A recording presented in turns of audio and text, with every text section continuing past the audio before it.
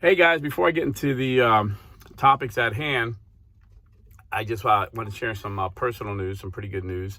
So, I've been working that second job at Capone's. I really enjoy it. It's a dinner theater where we do a gangster show, and all the servers, which I'm one, dress like gangsters and act like gangsters, and just work with a bunch of funny guys and girls. They just only place I ever worked where the people are crazier than me, but they're all crazy and they know it. And I can tell you stories about each of them, but they're crazy in a fun way, a likable way. But anyhow, it's a great job. But two things, I took it because of course Biden's war on fossil fuels is killing us. It's what I'm like triple. What I'm paying on gas is like literally killing me. So basically, I'm getting cash money on Saturday and Sunday nights. That's paying for my gas. And then, also helping out with the rise in food prices. Everything's connected to fossil fuels.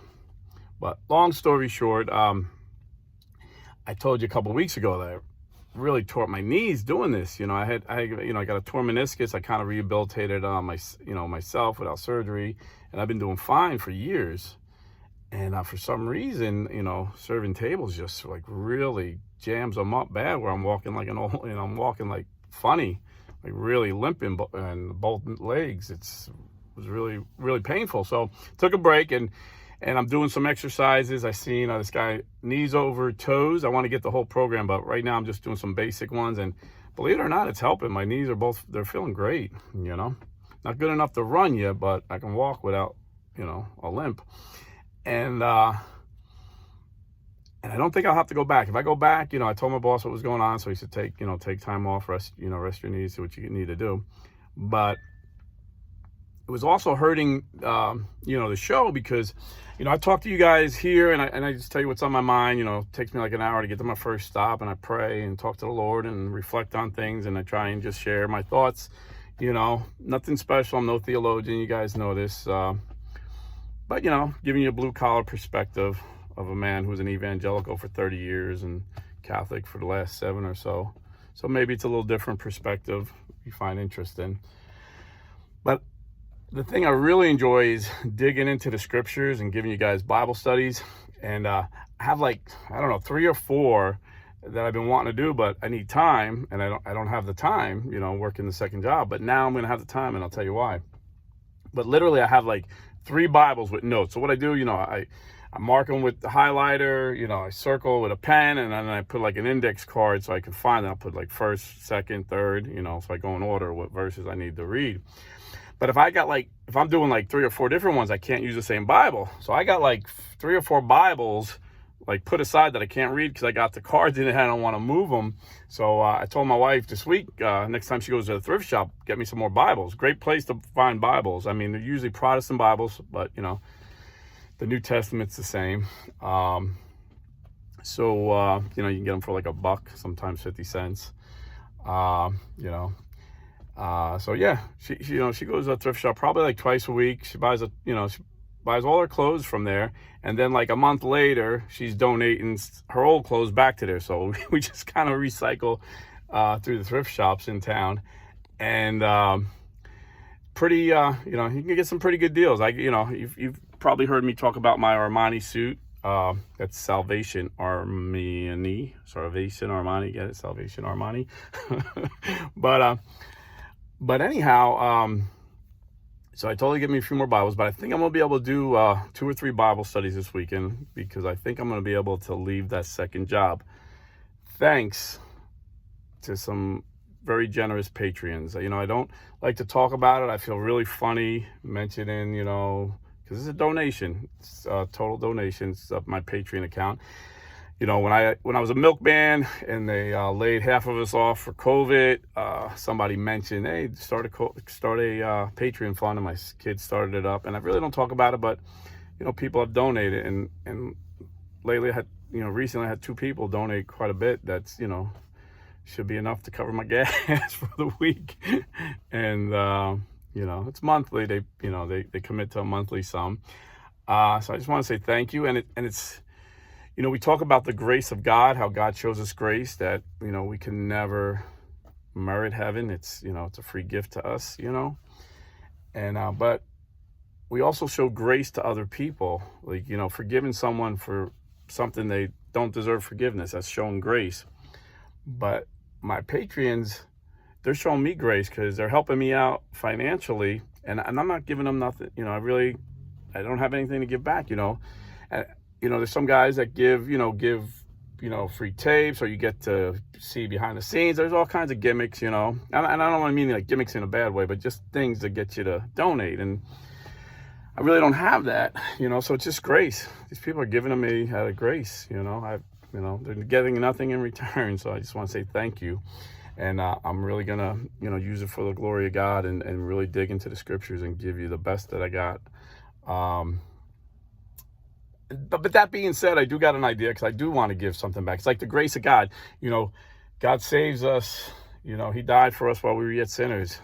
And our response is love. We just want to serve him. We want to give back. We're not doing it like a duty. We're doing it because we love him, And so I thought of something. What can I do? I don't want to be all gimmicky. I'll give you 2 set of Ginsu knives in a Bible, like, what can I give them back? And I had this idea, and it's kind of crazy, and no one else is doing it. So either they're not doing it because it's a really dumb idea, or they're not doing it because it's a really great idea and they didn't think of it. I don't know. But I told my sons, and they're like, oh yeah, you got to do it. I told my daughter, she's like, yeah, Dad, you do it. That's totally you. Nobody else would do this. So, I'm always funny. I feel funny, about money, like, asking, do this, and I'll give you, give me money and I'll do that, and I even like public speaking. I always like wrestled with like these guys making a lot of money public speaking, talking about the Lord. Is that right? And I've come to the conclusion, I'm glad we have Catholic speakers that do this full time. There's some Catholic speakers that make good money, speaking. And you know what? Because if they're not speaking, then everybody's hearing are the Protestants that are bashing the Catholic Church speaking.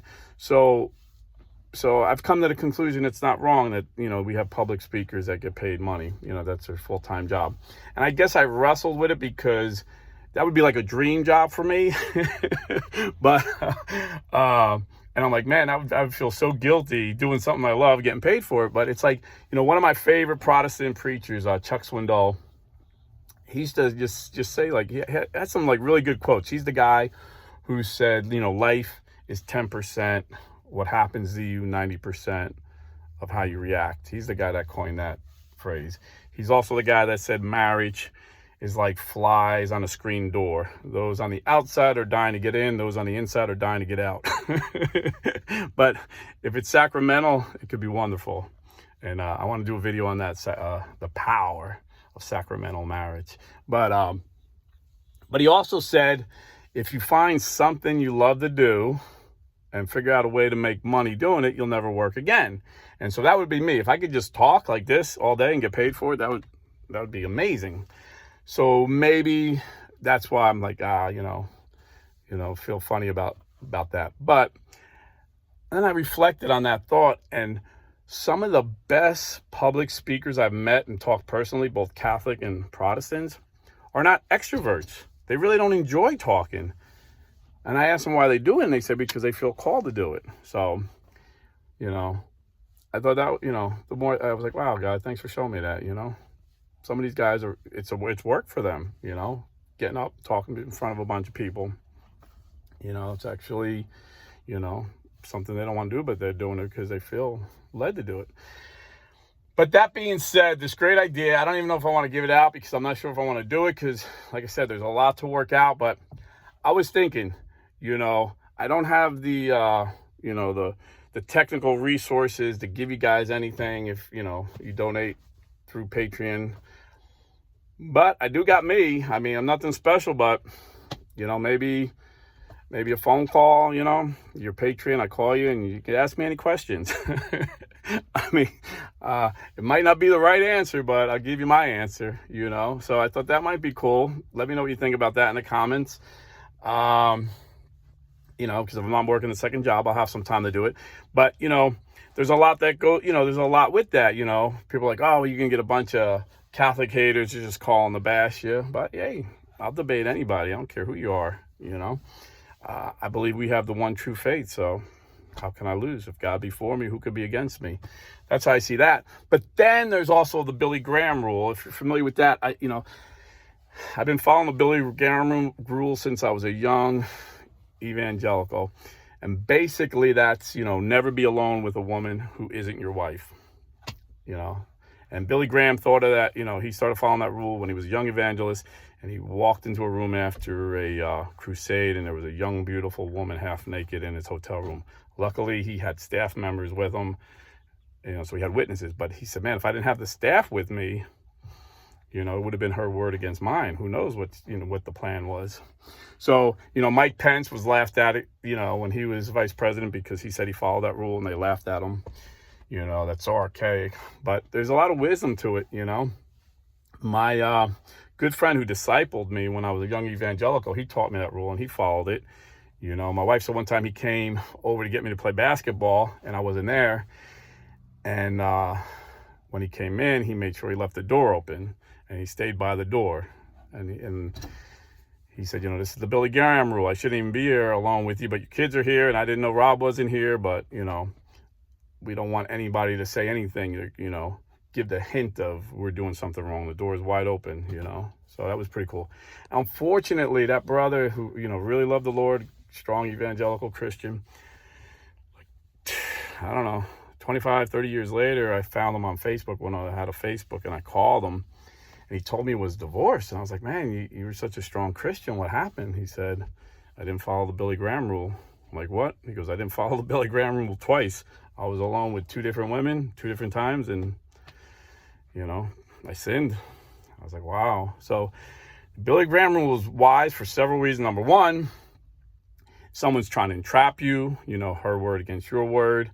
And also, we're just human, and sometimes our emotions, get out of whack, and instead of looking at a woman as like your sister in the Lord, you might look at her differently, and things happen. And, Jeremiah said we can't even trust our own hearts. Our hearts deceive ourselves. So we might be thinking, oh, this is safe. And next thing you know, our intentions and motives are wrong. So you got to be real careful. Now, that being said, how does the Billy Graham rule work with talking to women on the phone? I generally, if you see, I've never had a woman guest on my show. That might sound old fashioned, but, it's a Billy Graham rule thing. I don't know where the boundaries are with technology. I don't know where the boundaries are with the phone. So I try to be really careful. Not that I'm all that. I'm just saying this is, life, it happens, people, we have to be careful. We have to be on guard. The devil is just prowling around, seeing who he could destroy, who he could devour, So I was thinking if I'm on the phone call, whether it's a guy or a girl, that maybe I should have somebody sitting with me.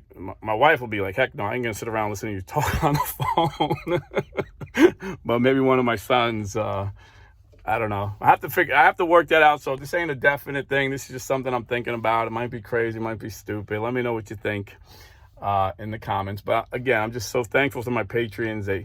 I cry. I'm like, why would they want to help me? This is just... It just blows me away. But anyway,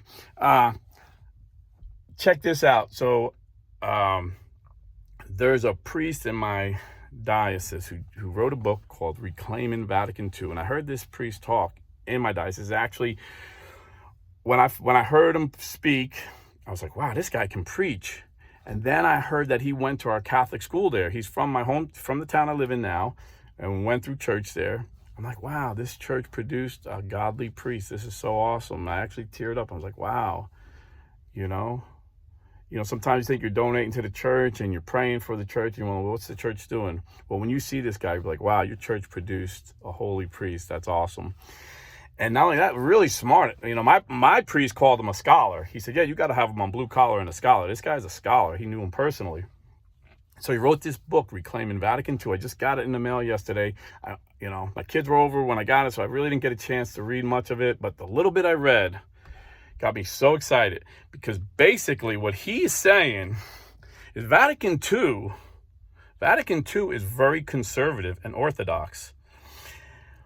And some liberal theologians during that time who weren't even involved in Vatican II, didn't like the results of Vatican II. So they took that council, they looked at it, and they had a para-council. Para-council. So like you have the military, and then you have paramilitary, and they're not the same. My son's on the SWAT team in our town. He's a cop, and he's on the SWAT team, and he said, he showed me some pictures. He was all excited. He goes like, Rob, man, we got trained by two former Navy SEALs, 6, DevGru. They're like equal to Delta Force. They're like the cream of the crop of the Navy SEALs. SEAL Team 6. These are the guys that took out bin Laden. He's like, yeah, 2 Navy SEAL Team 6 guys, retired, trained us. And he was so excited. And he said, yeah, it was like, they're like so far ahead of us, When we bust into a house, we just go like straight in, and there's a lot of people get shot on both sides that don't need to be, and they taught us how. He said it's so advanced, we're going to have to practice this a long time because they were like so much more advanced than us.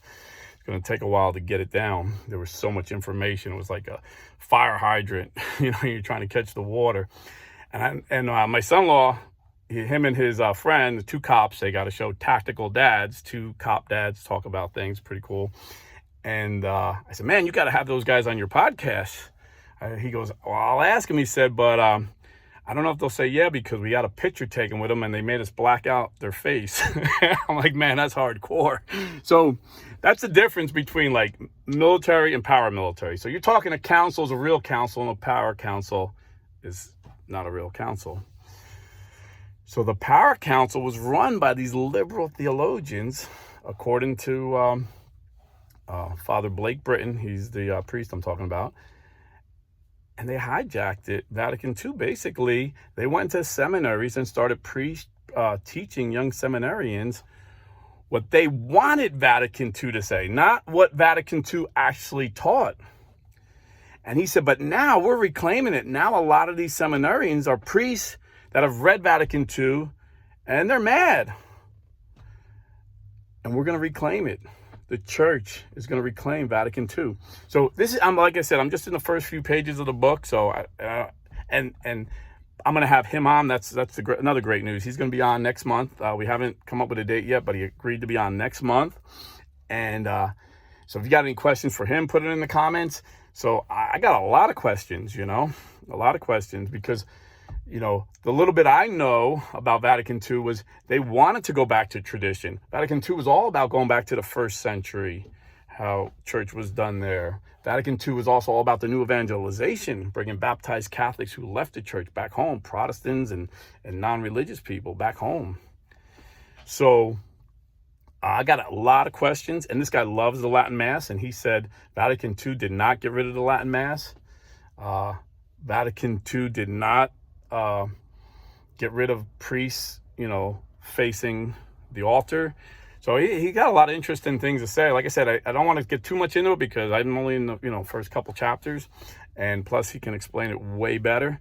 So Reclaiming Vatican II, look for it. That's what I'll probably name the video when he comes on, Father Blake Britton. And then speaking of the Vatican, people were wondering how come the Vatican was silent on Roe v. Wade, but they actually commented. I'm going to read it in a second. And again, people ask me, why is the Pope so nice to Joe Biden? He says these things. Well, like I said before, I've been following politics for years. I know Joe Biden very well. And I can tell when Joe's lying. It's very simple. And I'll tell you the hint. Joe Biden is lying when his lips are moving. Honest to God. So we don't know what lies he tells the Pope behind closed doors.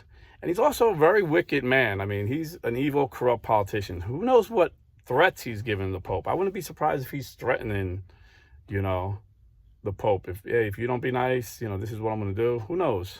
I mean, this is a very evil man. He became president by promising the baby murder industry, that he would make them more lucrative than they've ever been. Which comes, another quick point, and then I'll read that. Trent Horn just kind of popped up on my feed, a comment he made. Brilliant. He said, Planned Parenthood saying because of Roe v. Wade, they're going to have to close down like 50% of their clinics. And he says, that's funny. They used to always argue that they needed to stay open for women's health care, and only 3% of their revenue came from abortion. It's like, wow, leave it to Trent to to come up with that. That was brilliant. So anyway, that's a good argument. Against Planned Parenthood. But anyway, so this is what the Vatican said.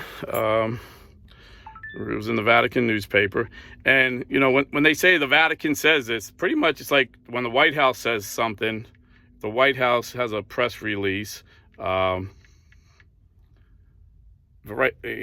president has to approve it. So anything coming out of the Vatican, you can be sure Pope Francis is approving it. So says the court ruling could provide an opportunity to reflect on life, the protection of the defenseless and the discarded, women's rights, and the protection of motherhood.